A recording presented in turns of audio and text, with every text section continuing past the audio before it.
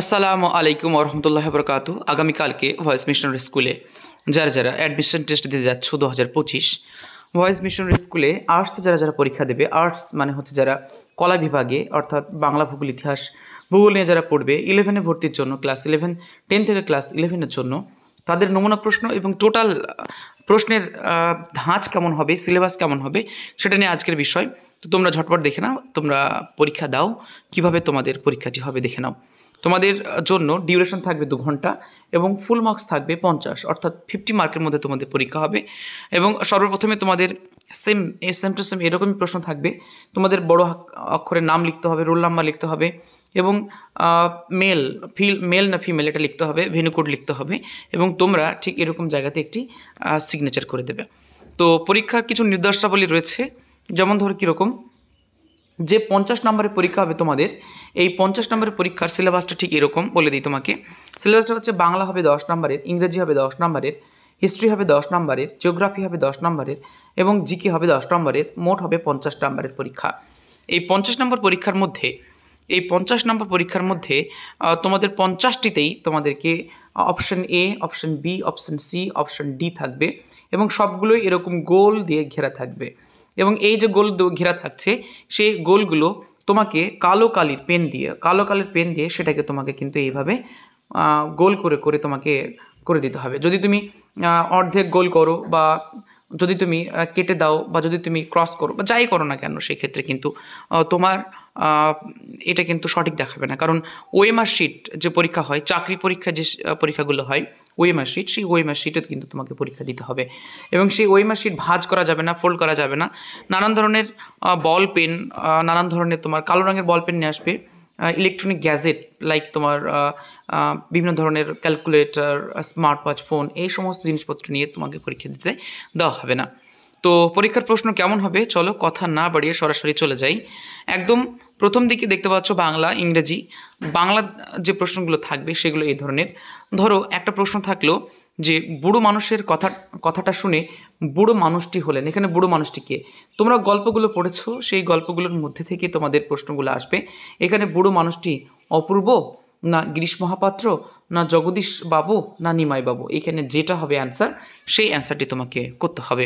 রত্নের মূল্য জাহিরের কাছে, জহুরের কাছে, ইত্যাদি ইত্যাদি এই প্রশ্নগুলো থাকছে। হৈমন্তী সুদ কে ছিলেন?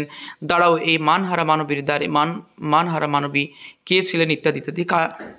কানে কলম গুজে দুনিয়া খোঁজেন, এই ধরনের প্রশ্নগুলো থাকছে বাংলার ক্ষেত্রে। এবার সরাসরি চলে আসি ইংরেজির ক্ষেত্রে। ইংরেজিতেও থাকবে 10 নম্বর, অর্থাৎ 10 নম্বরের প্রশ্ন থাকবে। 10 নম্বরের প্রশ্নই থাকবে তোমার গ্রামার টাইপ। যেমন ধরো শি ওয়ার্কস হার্ড, সে খুব কাজ করে। She comes first in the class, সে ওয়ার্কস হার্ড মানে হচ্ছে এখানে সে খুব বেশি কাজ করে এবং she comes first in the class, সে ক্লাসে ফার্স্ট আসে। তো এখানে বলছে তোমাকে ইনফিনিটিভ দিয়ে তোমাকে করতে হবে। দেখো অলরেডি কিন্তু এখানে অ্যান্সার করে দেওয়া আছে, এখানে অলরেডি 4টে অপশান দেওয়াই আছে, ঠিক আছে? এই 4টে অপশানের ভিতরে তোমার যে অপশানটি সঠিক হবে সেই অপশানটি তোমাকে যে ওএমআর শিট আলাদা করে দেবে, সেই ওএমআর শিটে এরকম করে 4টে অপশান থাকবে, যে অপশানটি ঠিক হবে তোমাকে এরকম করে গোল দিতে হবে। তো she works hard, she comes first in the class, এটা হবে না টু ওয়ার্কিং হার্ড, এটা হবে she works hard to come first in the class হবে।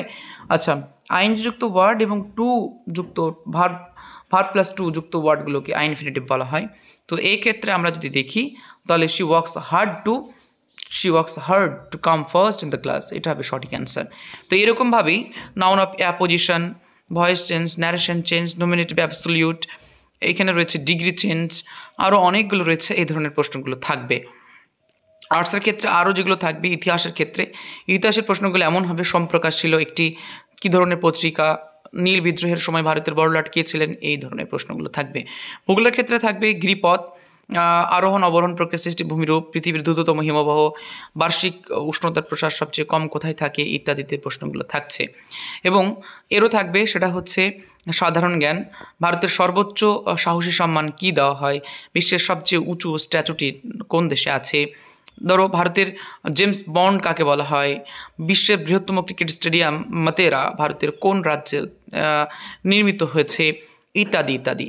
তো এই ছিল আগামীকাল যারা যারা পরীক্ষা দিতে যাচ্ছ ভয়েস মিশনারি স্কুলে 26/2 অর্থাৎ 26শে ফেব্রুয়ারি 2025 সালে, তো তাদের ক্ষেত্রে এই প্রশ্নটি সেম টু সেম এই ধরনেরই প্রশ্ন থাকবে। তোমরা ভালো করে পরীক্ষা দাও আগামীকালকের জন্য। তো তোমরা ভালো থেকো। কোনো রকম ভয়েস মিশনারি স্কুল সম্পর্কে আরও তথ্য জানার জন্য অবশ্যই তোমরা আমাকে 86 53 30 30 53 এই নাম্বারে কিন্তু তোমরা যোগাযোগ করতে পারো। তো এই ছিল আজকের ভিডিও। পরবর্তী ভিডিওতে আসছি, আবার দেখা হবে। ধন্যবাদ।